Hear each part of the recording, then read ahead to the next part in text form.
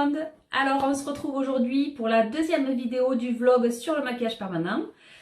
Alors nous allons aborder aujourd'hui les questions qui me sont le plus souvent posées quand une personne a envie de faire un maquillage permanent. Donc la première question, je pense qu'elle vous vient aussi de suite à l'esprit quand vous pensez maquillage permanent, c'est au niveau de la douleur, est-ce que ça fait mal? Alors évidemment, c'est toujours une question à laquelle il est très difficile de répondre parce que la douleur est subjective et que tout le monde n'a pas un ressenti de la douleur équivalent. Donc généralement, ça se passe très bien. La majorité de mes clientes sont très surprises parce que franchement, elles s'attendent toujours à une douleur plus insupportable. Surtout celles qui ont déjà eu fait des maquillages permanents auparavant. Il faut vraiment être conscient que les techniques de piquage ont beaucoup évolué. On a toujours piqué dans le derme supérieur, mais vraiment aujourd'hui, on s'applique vraiment à rester sur le derme supérieur. Donc c'est vraiment de l'effleurage. Voilà, avant c'est vrai qu'on avait un petit peu la main un peu plus lourde. Ce sont vraiment les nouvelles techniques des pays de l'Est qui arrivent et qui font changer, qui font énormément évoluer le maquillage permanent en ce moment. Voilà. Donc pour avoir moi pigmenté les sourcils, les yeux et la bouche, alors les sourcils ça passe crème, les yeux franchement ça fait pas mal, j'ai été très surprise. Donc on sent comme les sourcils, hein, on sent un échauffement à un moment donné à force d'y revenir. Mais comme c'est une toute petite zone, ça se fait quand même relativement vite, donc ça reste très supportable. Et la bouche, bon, il y a vraiment certains endroits, donc on va dire le cœur ici, qui a l'arc de Cupidon, qu'on appelle l'arc de Cupidon, qui a plus de mal à prendre en plus, donc c'est vrai qu'on y revient un petit peu. Bon voilà, c'est là vraiment la zone qui va être un petit peu plus sensible. Mais honnêtement, combien de temps ça fait que je pigmente? Je pigmente depuis 2015, donc ça fait 7 ans. J'ai eu 4 clientes peut-être qui ont vraiment eu plus de difficultés à supporter la pigmentation. Voilà, mais en général ça se passe très très bien. Et honnêtement, vous êtes toujours très surprise parce que ça fait pas mal. Voilà. Ensuite, la deuxième question, ça va être combien de temps ça va durer le maquillage permanent? Là aussi, c'est une question à laquelle il est très difficile de répondre parce que ça va dépendre de beaucoup de facteurs, de votre système immunitaire, de votre peau, de votre façon de vivre. Voilà, donc le pigment, une fois qu'il est implanté dans le derme, il y est pour plusieurs années. On va dire entre 1, 5 ans, 8 ans, ça va dépendre à quelle profondeur on va l'avoir mis. Mais à côté de ça, il va y avoir d'autres critères qui vont rentrer en ligne de compte. On sait que par exemple, les peaux grasses vont éliminer un pigment plus rapidement. Les peaux jeunes aussi, puisque vous allez avoir un renouvellement qui va être plus important. Les peaux matures vont le garder plus longtemps. Si vous faites beaucoup de sport, que vous transpirez beaucoup, souvent la période de ménopause, etc., des fois ça peut poser des problèmes aussi pour faire tenir la pigmentation. Voilà. Sachez que le maquillage permanent, comme je vous le disais dans la première vidéo, c'est pas permanent. Donc le pigment, il est implanté pour 5 ans, mais ça ne veut pas dire qu'on ne va pas y retoucher pendant 5 ans. Par exemple, quand vous faites vos sourcils, si vous voulez garder une jolie couleur, quelque chose de, voilà, de vraiment marron, de très beau, il faudrait y revenir tous les 12-18 mois à peu près. Voilà, les blondes, on va peut-être y revenir un peu plus tôt, tous les 8-18 mois. Voilà, bon, c'est une moyenne, 12-18 mois. Voilà. Ensuite, pour faire le tracé, comment est-ce qu'on fait pour établir la zone sur laquelle on va faire le sourcil, la bouche, le eyeliner? Donc, il y a des connaissances à avoir en morphovisagisme. C'est-à-dire qu'on s'aide beaucoup des os du visage. Donc, si vous touchez un petit peu votre front ici, vous allez sentir une bosse ici, votre arcade sourcilière, et puis vous allez sentir qu'il y a une descente. Voilà. Et là, c'est là que se place votre sourcil. On fait attention aussi aux orbites pour placer la hauteur du sourcil. Là, les os du nez. Et puis, on va faire attention au philtrum ici au niveau de la bouche quand on veut dessiner la bouche. On sait aussi que, par exemple, pour établir la longueur du sourcil est égale à la longueur de la bouche, généralement. Hein, ça ne marche pas à tous les coups, mais c'est une bonne indication. L'épaisseur du sourcil va souvent être égale à l'épaisseur de votre lèvre en bas.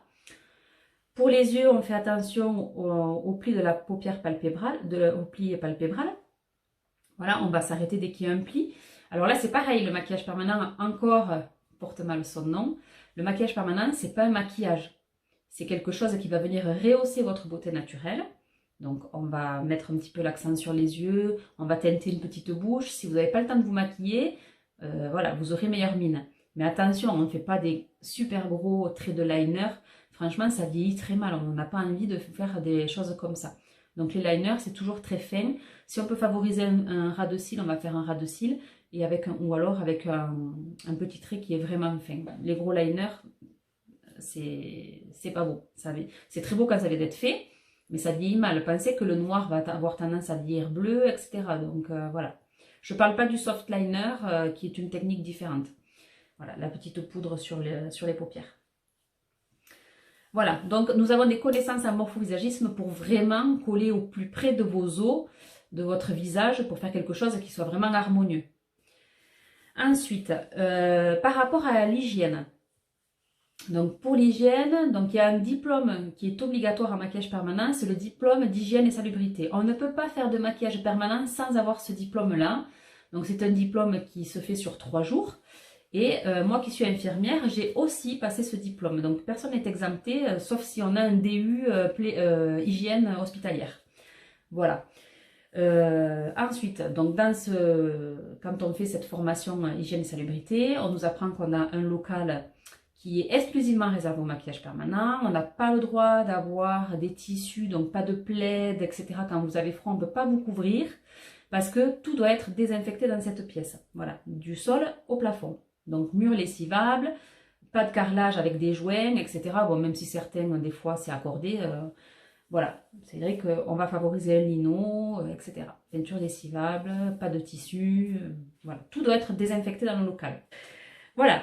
Ensuite, au niveau de l'hygiène aussi, on va vous parler des aiguilles. Donc, pour chaque personne, on utilise une aiguille différente. Pour chaque prestation aussi.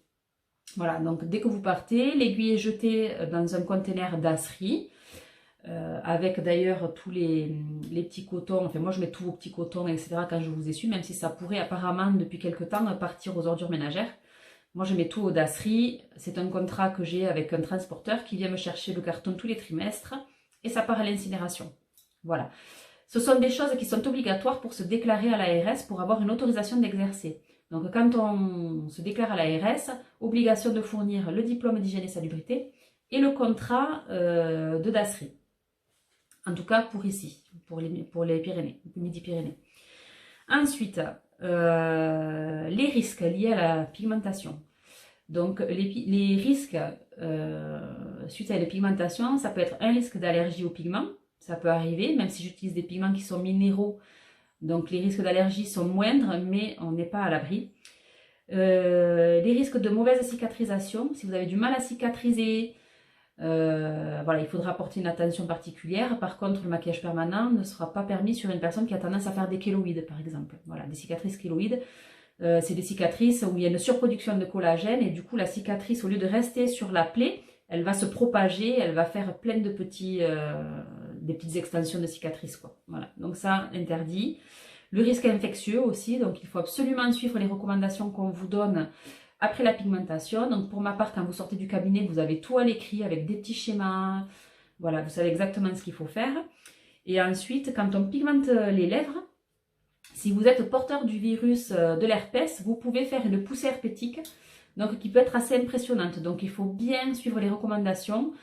Si vous avez déjà fait un bouton de fièvre avant de faire votre maquillage permanent, mais peu importe hein, si ça a été fait il y a 15 ans, qu'il y en a eu un seul, ça veut dire que vous êtes porteur de ce virus et que donc si on vient pigmenter, l'échauffement de l'aiguille sur la muqueuse va provoquer peut-être une éruption, donc il faut absolument le prévenir. Voilà. Ensuite, pour la préparation de la peau, souvent est-ce que je dois faire quelque chose avant de venir? Oui, il faut bien préparer la peau. Donc déjà, si vous faites les lèvres, comprimées contre l'herpès, vu avec votre médecin. Ensuite, en général, ce qu'on va vous demander, c'est de beaucoup hydrater la zone et de faire un petit gommage 3 jours avant à peu près, pour bien enlever les cellules mortes qui sont au-dessus de la peau et qui vont un petit peu empêcher la prise du pigment. Ça sera toujours mieux si vous faites un petit gommage. Ensuite, que se passe-t-il dans les heures qui suivent le tatouage? Est-ce que je vais être présentable? Est-ce qu'il faut que je pose un jour de congé? Non. Franchement, quand vous sortez, il peut exister, par exemple pour les sourcils ou pour la bouche, même pour les yeux, hein, une rougeur et un œdème. Généralement, dans les 2 heures qui suivent, c'est fini, ça se résorbe.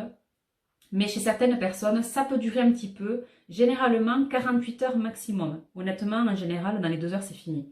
Mais voilà, on dit que ça peut durer jusqu'à 48 heures. Au-delà de 48 heures, ça veut dire qu'il y a un problème. Donc là, il faudra consulter un médecin. Donc, vous sortez, vous êtes un petit peu rouge, un petit peu démacié, mais franchement, toutes les photos que vous voyez sur mon site internet, c'est des photos qui ont été prises de suite après la pigmentation. Donc, vous voyez, c'est pas non plus... voilà, la majorité des personnes réagissent assez bien à la pigmentation. Et ensuite, donc, vous allez avoir un écoulement de lymphe qui va se faire sur la zone. Alors, j'ai parlé des sourcils parce que c'est ce qu'on fait le plus souvent. Donc, vu qu'on vient piquer dans le derme, on est aux abords des vaisseaux sanguins. Donc, on a un petit peu de lymphe. C'est votre système immunitaire qui se met en route. Et donc, dans la lymphe sont contenus les macrophages qui vont essayer de pousser tous les corps étrangers à l'extérieur de la peau. Donc, la lymphe va venir, les macrophages vont englober les molécules de pigments et vont essayer de les pousser à la surface. Donc, ça va ressortir. Donc ça, il faut absolument éviter que ça sorte. D'une, parce que cette lymphe, elle va sécher et ça va faire une croûte qui est un petit peu épaisse sur le sourcil. Et de deux, parce qu'elle fait sortir le pigment aussi. Donc, on va absolument la contenir. Donc, quand vous sortez, en général, la lymphe, il n'y a pas vraiment d'écoulement. Mais certaines personnes produisent plus de lymphe que d'autres. Et donc, quand vous partez, en général, je vous donne un petit mouchoir pour que vous puissiez venir tamponner vos sourcils. Donc, la lymphe peut s'écouler pendant 2 heures après la prestation. Donc ça, il est important de bien la stopper. Parce que cette lymphe, il y en aura toujours un petit peu, même si vous venez la tamponner. Et elle va former une petite croûte le lendemain ou le surlendemain. Et c'est une croûte qui va être très foncée, parce que c'est une croûte qui va être composée de la lymphe et du pigment. Voilà. Donc après la cicatrisation, il y a une rougeur, il y a un œdème. Ensuite, 2 jours après, on va dire, les sourcils sont très foncés. Et ensuite, les sourcils vont devenir très clairs, parce que ces petites croûtes vont sauter. Et la couleur va réapparaître petit à petit. Ça ne sera jamais un résultat idéal, il faudra toujours compter la retouche à 6 semaines pour avoir un vrai résultat joli et uniforme. Voilà. Ensuite, les précautions à suivre après le maquillage permanent.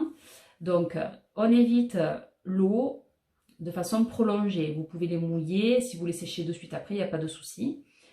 On va éviter de les savonner trop pour pas non plus venir lessiver le pigment. On va éviter la chaleur humide, donc tout ce qui est ambiance sauna, hammam, la transpiration, tout ce qui va venir ramollir un petit peu ces petites croûtes de lymphe, on évite. Ensuite, on va éviter le soleil direct. Donc on peut pigmenter l'été, il n'y a aucun souci, mais sachant que pendant 15 jours, il faudra faire attention à mettre un petit chapeau, des lunettes de soleil pour se protéger un petit peu. Voilà, et une fois que les croûtes auront sauté, on peut mettre de l'écran total, il n'y a pas de souci. Et ensuite, on vous demandera aussi de ne pas maquiller pour ne pas risquer de s'infecter. Le maquillage permanent, souvent vos fonds de teint, etc. ont été ouverts depuis plusieurs semaines. Et voilà, c'est pas stérile, donc on va éviter de venir en mettre sur la zone qui a été pigmentée. Voilà tout le monde, j'espère que cette vidéo vous a plu, que je vais avoir répondu à un maximum de questions. Si vous en avez d'autres, n'hésitez pas à me les mettre en commentaire, je viendrai vous répondre à l'écrit. Et puis si vous avez aussi des sujets que vous avez envie que j'aborde, n'hésitez pas, ça sera avec plaisir que je lirai toutes vos suggestions. Et voilà, écoutez, j'espère que ça vous a plu et puis je vous dis à bientôt. Au revoir!